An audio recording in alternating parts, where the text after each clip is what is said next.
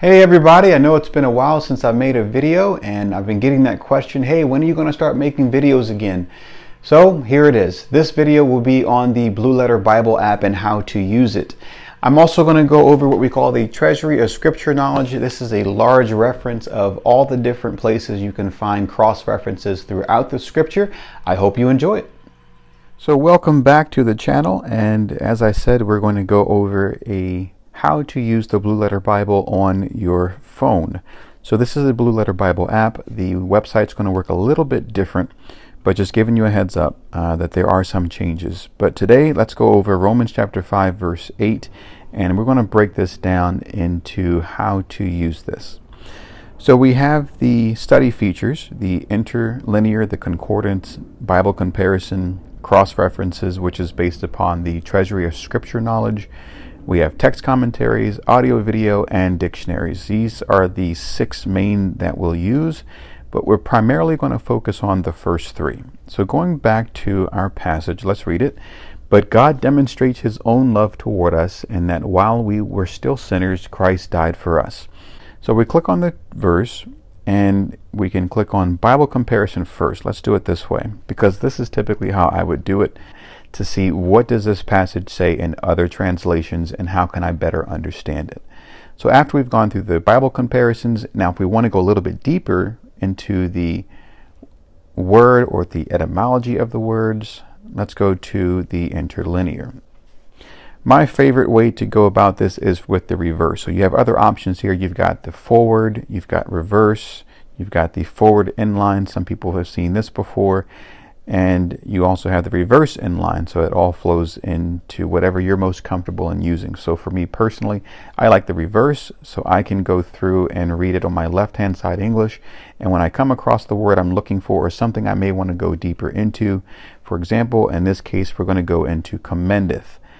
So we get the opportunity to look at the word in more depth. In this case, it's commendeth, or in the New King James, it is demonstrates. So we would click on that to get a better understanding of it. So we have at the very top, it's the Greek number used by Strong's G4921, and then you can come down and break down the etymology of the word, or what we call the root word. And primarily you're just here for the outline of biblical usage. Here you get the outline of how this passage, or better yet, how this word has been used throughout Scripture. And if you scroll down further, this is where that outline comes from, the Thayer's Greek Lexicon. All the bold letters that you see here are the places where this word has been outlined for us. So now that we have a good idea how to use this word, you can also scroll down and you can see other places in Scripture where this is used. And if you like, you can always just click on one. It'll bring you to that section too. So let's back it up. We have our definition of commendeth, or demonstrates. In this case, let's go back to it. And this is great to get us an understanding of the word, but how is it being used in Scripture? How does the meaning come out from this? So let's take a look at the cross-references for the Treasury of Scripture Knowledge. This is one of my favorite places to go.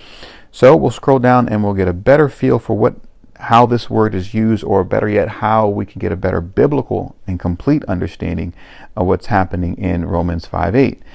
One great cross-reference, in my opinion, is John 15:13. Greater love has no man than this, that a man lay down his life for his friends, which is exactly what Jesus Christ has done for us.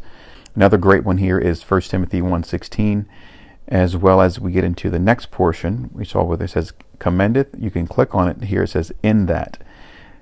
Isaiah 53:6, all we like sheep have gone astray. We have turned everyone to his own way, and the Lord has laid on him the iniquity of us all. So you can continue to go through various passages here and just read these through to get a full understanding of what Scripture says about Romans 5:8.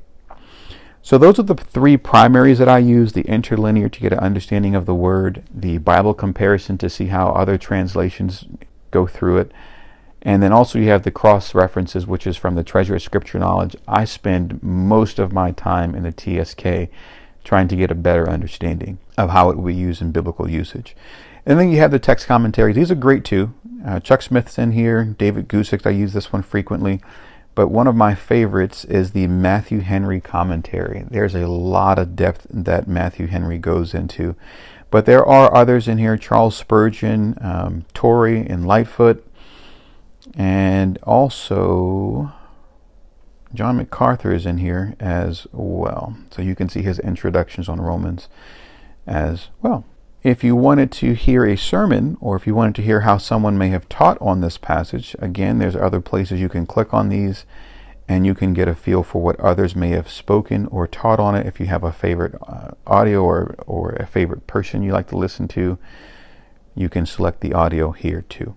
And the dictionary section, I don't use this too much because I have more hard copies that I like to use for my dictionaries instead, so I don't spend too much time here on the dictionaries. So there you have it. That would be an easy way to break down just one verse if you wanted to go through and how to use the Blue Letter Bible. So I hope this helps you, and if you have any questions, you can comment below, and my email is also available. You can reach me on Twitter, and thanks. God bless, and may the Lord bless you in your studies.